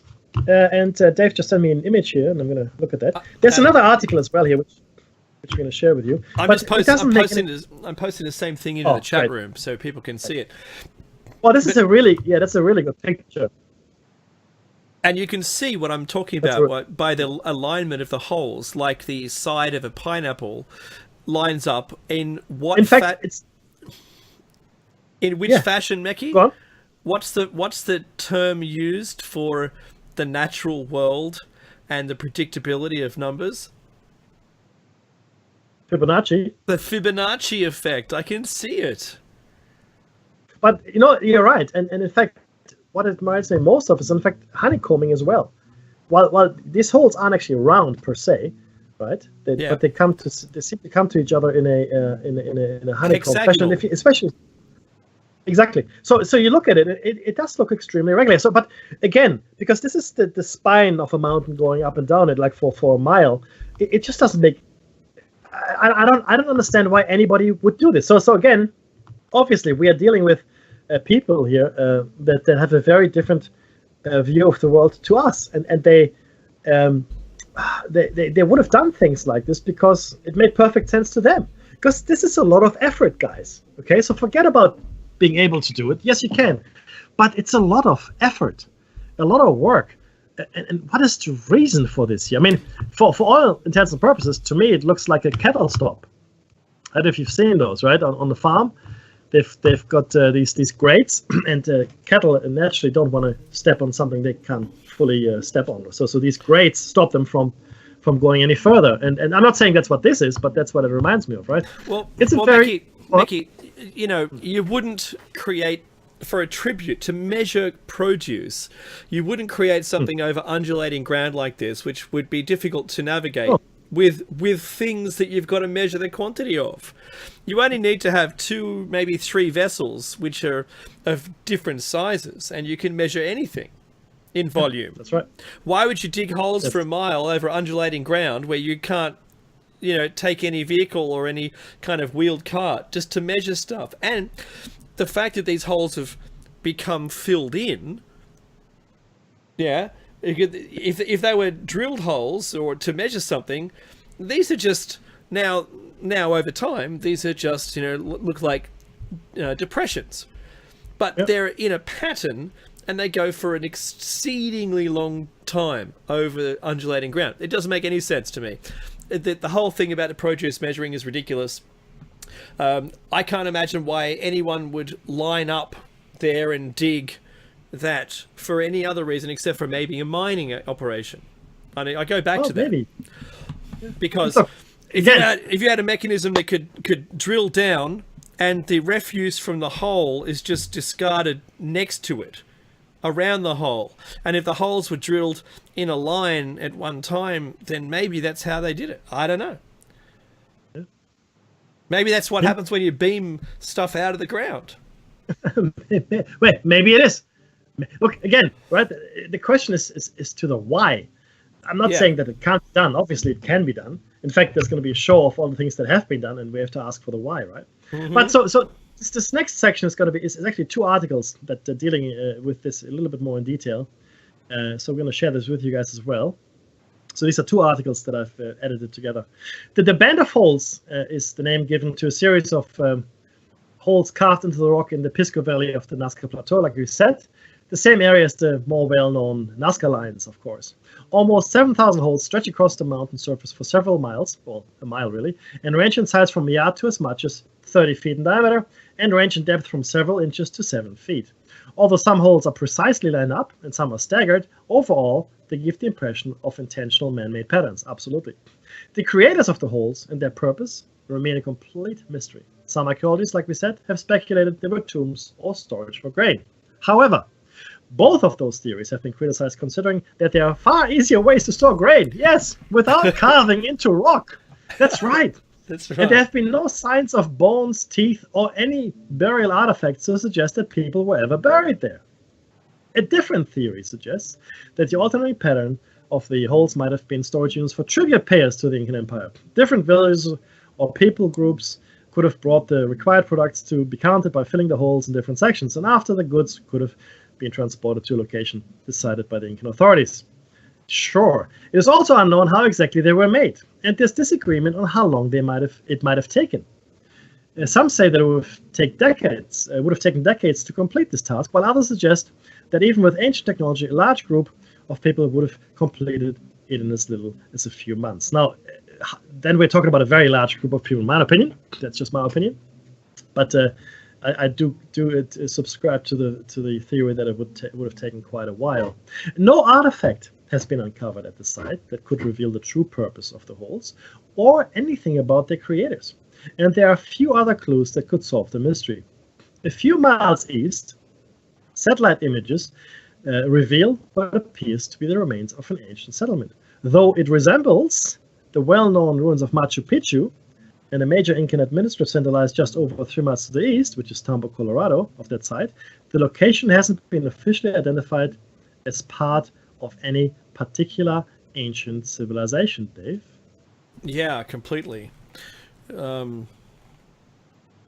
Few other clues. Yes, I just had to scroll down to find it. I went, oh, that's quite a lot of text. I've been looking at images on the internet about this. A few other clues about the holes have been uncovered. The band of holes covers a mile of rocky mountain terrain with a well-defined beginning and ending points. The ending point has brought forth some speculation due to its odd appearance. The band abruptly comes to an end near an area of land which is an unnaturally darkened colour. Some have said that the darkened area appears to resemble an area that has been destroyed by an explosion. There have been alternate theories that the holes were created by extraterrestrial beings. Thank you for giving me this paragraph.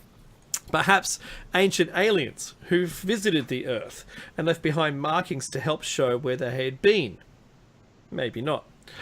Some archaeologists have theorized that the holes were dug to store grain and other essentials. Considering the quantity of holes and the depth of each hole, it is likely that the civilization would have been able to store a great volume of grain. However, this theory is being criticized. Storage containers for grain could have been built with much more ease than the efforts required to carve the holes into rock. For that reason, it is unlikely that any inhabitant would take on the arduous task of carving the holes if there were a better way to accomplish their storage needs. The band covers an area of about a mile with a well-defined beginning and end, blah, blah, blah, blah, blah.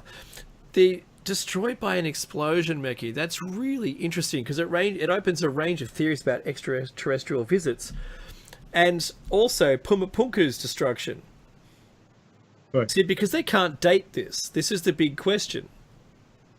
Yes. Now, what I find interesting, there's a site near it which hasn't been classified as belonging to any ancient civilization. So there's a settlement, right? An ancient settlement, very far away. That is only, in fact, able to be seen on satellite images. So it's very, very old. If there's only like a ground remnant left, so nothing really that you can walk across and see that well. It's a mysterious thing. It doesn't make any sense. Again, it doesn't make any sense. Why? The answers I have no idea. But it has to be one of those things where you go, why on earth would you do that? Because most things that people do have a purpose. They do. I mean, it could be different. I mean, they have a purpose. There's a reason for it, right? I mean, there's usually a good reason too.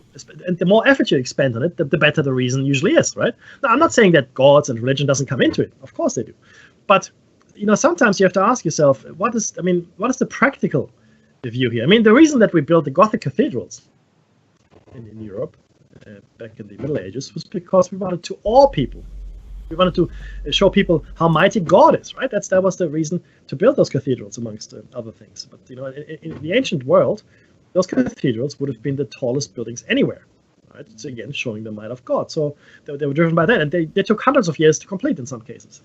Other things, pyramids, maybe something similar. Wanted to show, potentially, the might of the empire. But again, you have to ask yourself, apart from it being built, you have to also look at the precision with which it is built.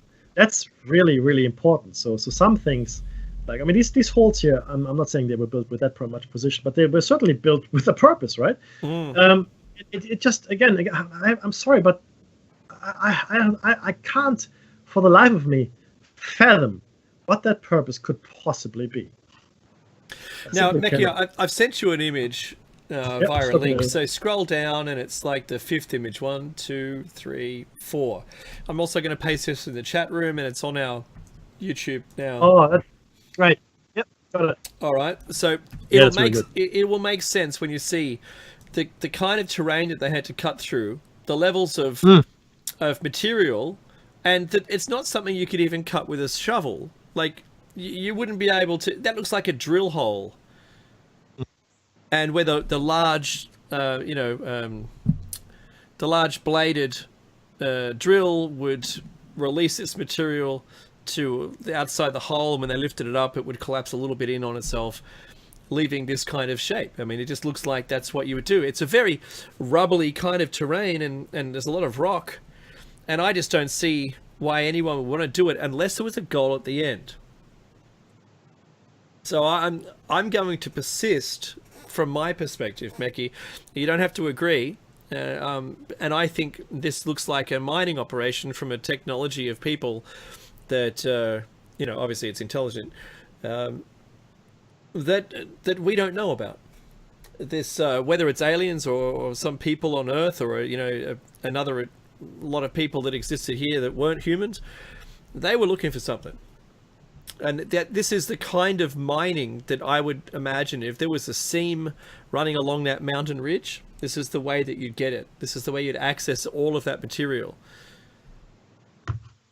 if they were looking for something.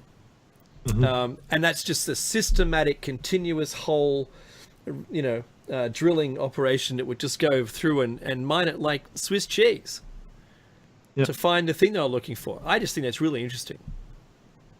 Oh, it is. It's just, again, it could be a mining operation, sure. I mean, just maybe like a some kind of a survey, like a geological survey where they test the Earth for whatever. Who knows? But again, right? Why, who, and when? Yeah, exactly. Because again, the when is of course impossible to determine. We do know it's pre-Inca because the Incas filled in some of the holes to build their roads. But other than that, no idea. This is a tough thing when it comes to dating rock, right? You can date the rock, but you can't date when something was built, right? So that's really the kicker here, guys. I've got fascinating stuff, and again, years ago, I saw it for the first time. Yes.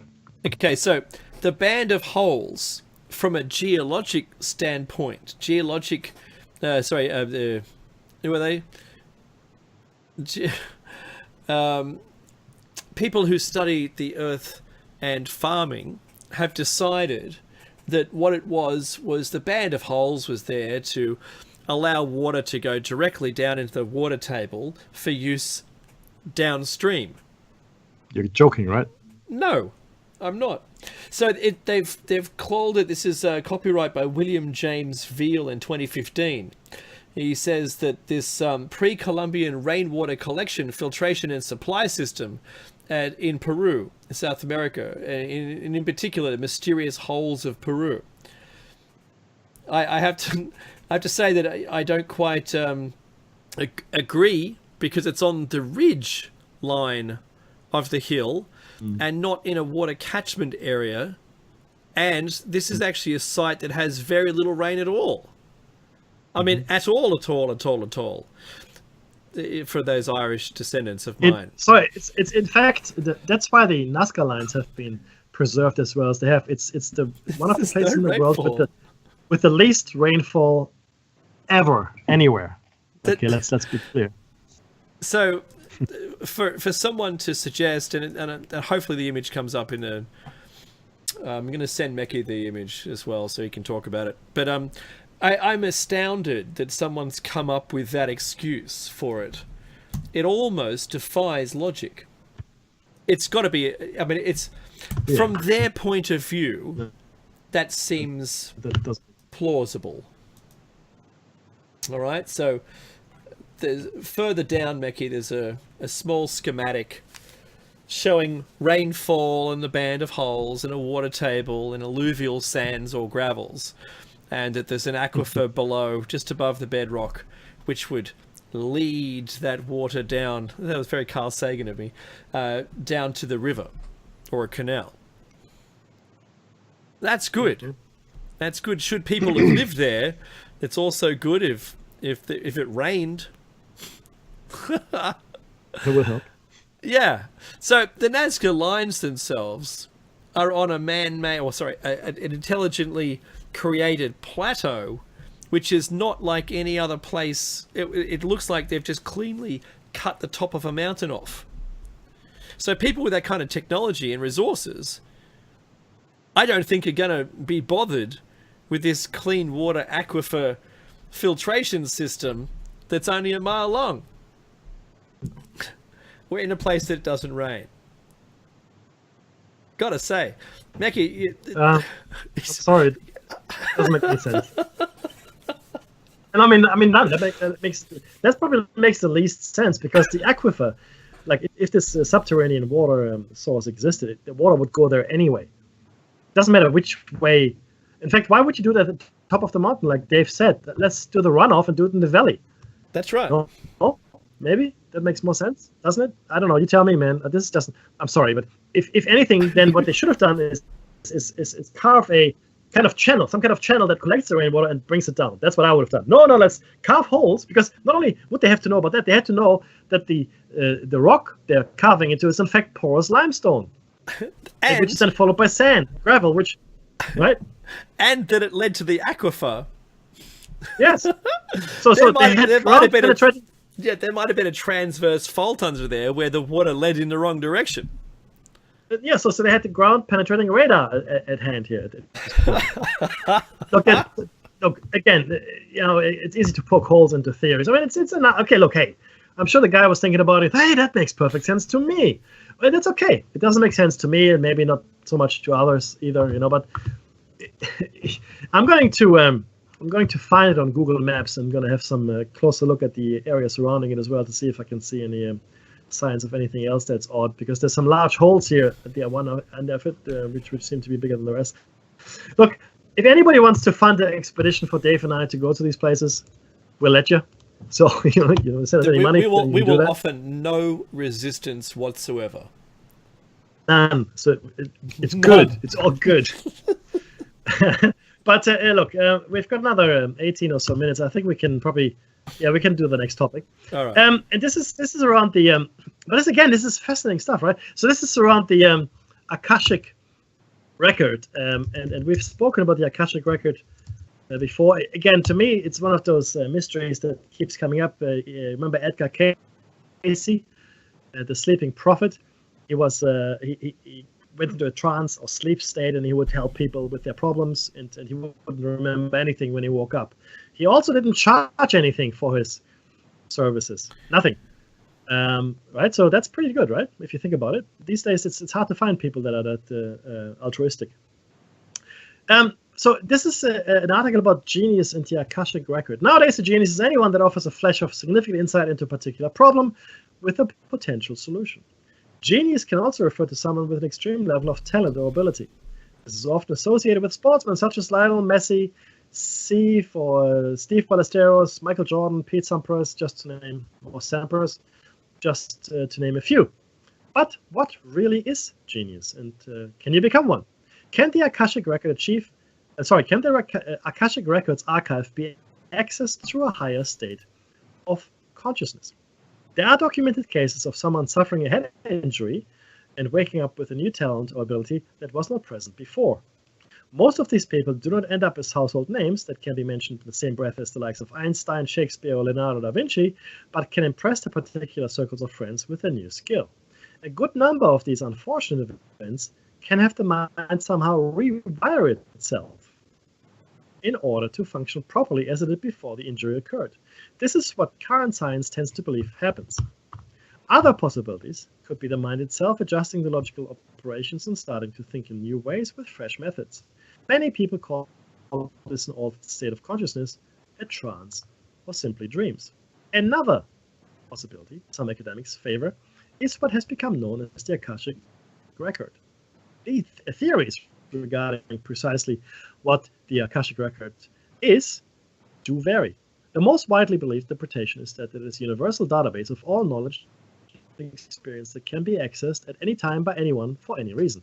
This database, if it is a real thing, gets its name from the Sanskrit word meaning sky and is considered to be located in another realm or plane of existence. Exactly right. In order to gain access to this archive, one would have to enter a higher state of consciousness and clear the mind of any and all distractions. This archive is available to any life form capable of tapping into its resources and its contents and can be freely downloaded when required. Could the Akashic record offer a satisfactory, hard word, explanation for phenomena such as ESP or déjà vu? Some of history's most notable names have achieved this distinction and had the course of their whole life changed almost overnight. A prime example would be Srinivasa Ramanujan. Born in India in December 1887, he had no formal training or prior knowledge of mathematics before he began to see the Hindu goddess of Namagiri in his dreams, and it was this that helped develop his mathematical acumen. He described this as unusual, and every time it occurred, he would commit what he was presented with to paper at the earliest chance he had. So he would dream it, then he would write down his dream. These mathematical formulae have nearly all been proven to be correct. Some, however, were already known to be accurate. His remarkable contributions have inspired greater research and paved the way for later success in many other fields. There's even a journal dedicated to his name. Dave? If he did gain access to the Akashic record, then he isn't the only person to have made that claim. Dmitry Mendeleev was a Russian chemist who is generally regarded as the discoverer of the periodic table. Mendeleev also commented that his discovery came to him in a dream. In his dream, Mendeleev admitted that he saw a table and all of the elements just fell into place. Just like Ramanujan, he made notes the instant he awoke. Other discoveries made in the same manner include the benzene molecule and the theory of relativity. In more recent times, the American entrepreneur and founder of Apple Incorporated, Steve Jobs, the late Steve Jobs, would often cite his daydreams as his inspiration for devices like the iPad and iPhone. Of course, the iPad was in Space Odyssey 2001, and he just recreated that from someone else's imagination. In an effort... I want that to be understood, and that they skip past that in everything they talk about. He was a genius. I'd like to also add that the television was created in two places on the planet at the same time. One was color, one was black and white, and yet the one with color went nowhere and got no funding, and the one with black and white, the same years it was made. That's what I'm talking about. In Meki, I have to also mention that the Akashic record that you're still connected to during the day, you're connected and rather not connected to it, like a Wi-Fi. So when you wake up, the memories of it pass. The memories of how you were connected to it and what you had. And only when you immediately write them down, because it made sense then, right? And it doesn't make sense. And this is the same discussion we've had a lot of times, where it makes sense in your dream. That's when you're connected. That's the real world. And when you're not connected to it in this place, it just doesn't seem to make any sense. Now, if you wrote them down, you could be the next genius, having created something. So don't ignore them. In an effort to more fully understanding and learn exactly how the mind works, tests are being conducted using MEG technology. Subjects would be invited to participate and tested to perform everyday mundane tasks while inside the MEG scanners. Computers would then record the brainwave responses to the task being performed, and results would be analysed by scientists. During one of these sessions, a discovery that surprised many was made. While the test subject was at rest inside the MEG, the computers began to pick up additional brainwave patterns while standard brainwaves patterns remained dormant. These were dubbed alpha waves and are now thought to be the workings of the deeper unconscious mind. I'll give you the last two. Alpha waves have been associated with more divergent thinking and can help creative cognition. Scientists assume that this is how ideas and ways of thinking are formed. In the absence of any solid empirical data, however, it is a logical conclusion to make. Science has yet to explain where alpha waves come from or how they work. Good on science. I science. Meki, do you science? Every day. Every day.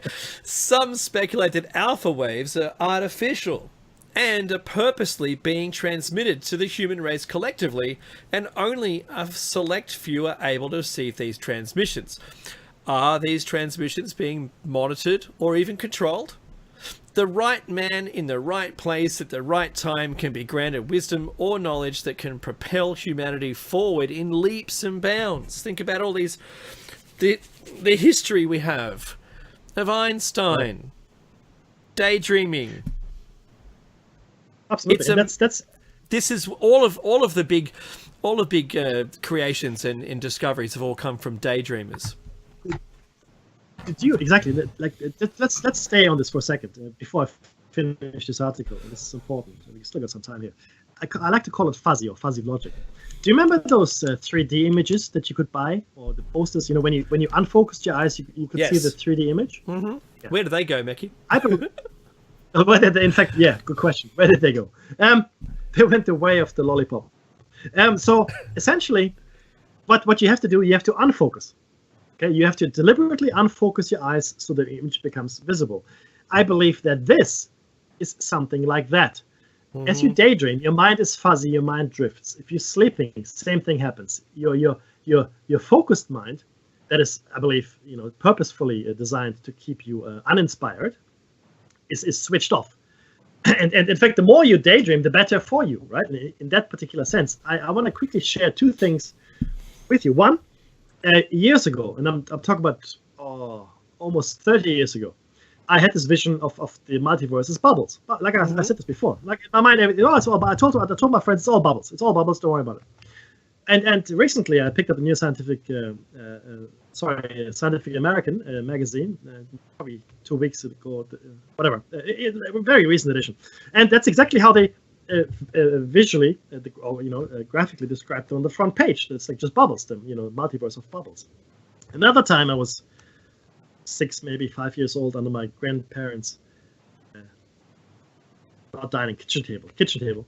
I had this experience of complete immersion and complete understanding. I only remember the feeling of it. I don't have any actual inside left. I'm sorry, but I remember when it came out of it, I was laughing and almost crying with laughter in a way. Ah, it's so simple. Everything is so, of course, right? It was like this aha moment, but much deeper than that.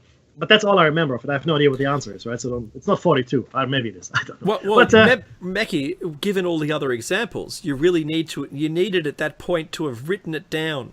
Yes, exactly. Except I couldn't write yet. I was too young. No, I hadn't started school yet. I remember this. I hadn't started school yet. I only remember this feeling afterwards that everything made perfect sense. That's exactly what I experienced too. Sense. Yep. Right? You understood it all, but without a question, there was no answer. No, it was just understanding. It was just understanding. I guess that's probably the best word. A complete immersive understanding. So these are some experience that Dave and I have had of maybe being plugged into the Akashic record potentially, right? Mm-hmm. Now, interesting though as well that it's usually a brain injury or something like that, or your mind works a different way that usually lets you allow to do that on a continuous basis.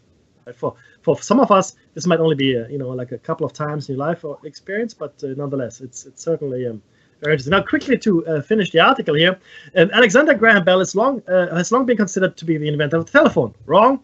On the very same day that he registered his patent, Elijah Gray did exactly the same. While his name may have been overlooked, Gray's device is the one that is endured and is still in use today.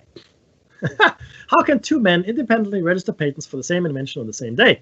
A situation like that is far from unique. Both the Wright brothers and Samuel Langley competed in the race to achieve power heavier than air flight for the first time. Charles Darwin and Alfred Wallace each developed a theory about the evolution of mankind as a species and came to similar conclusions. There are many other examples of where research happens in completely different places in the world at the same time. Can genius be attributed to a collective library contained somewhere within the ether? Is the Akashic record available to download any moment's notice and guide current thinking in one particular direction or another? I think the answer is probably yes. Now, what this also does, Dave, it makes it highly likely, in my mind then, that this may in fact be a simulation. Mm-hmm. Do you know, it makes me think about the Borg from Star Trek. Yep. The Borg are all connected. As long as their ship is online and they're not too far away, they're all connected. They have one thought. They assimilate species like companies assimilate other companies just for their IP. That's what they do. Now, I have to make this point, is as long as you're part of the collective, you have the combined thoughts of everyone that's ever been assimilated. It sounds to me like the Akashic record. But that's the best science fiction version of the Akashic record. What we're talking about is maybe it's already out there. Maybe we clearly have the ability to connect to it. People are talking about it. I think it is a thing. It really is a thing. And not many of us can. Now, if you get the opportunity to do it, write it down. I know, Mackie, that I'll wake up after dreaming and I'll notate what I've got. I've got, an app on my phone and I just notate the ideas. Some really good ideas. I haven't got any time to do them, but they're there. And I recommend that everyone do the same thing. Have a notepad and pen handy. That's where I got the idea for the book I'm currently writing. I got that from where my stray thoughts in my fuzzy thinking was able to put together an entire premise which no one's ever done. Fantastic. But with my logical brain, I can't do that. It doesn't allow me that freedom, and that freedom and the thoughts and memories of them vanish so quickly when you come to. That's the differentiator between the genius. The genius is the person that documents it. Yes, that's right. That's right. Now, inspiration is important, right? Obviously, inspiration is important. But then they say it's 10% inspiration and 90% perspiration. But yes. Look, I know a lot of smart people that haven't gone anywhere in life because they're lazy. Because they can be. You can be if you're very smart. You can be lazy because you get by, right? You get by. And that's the music, guys. Do come back next week. We're going to talk about the Rohonk Codex. The Rohonk Codex. Stay tuned for the After Hours show coming up next with Jer Bear. See you next week for another Shiny Side Out. Take care, everyone.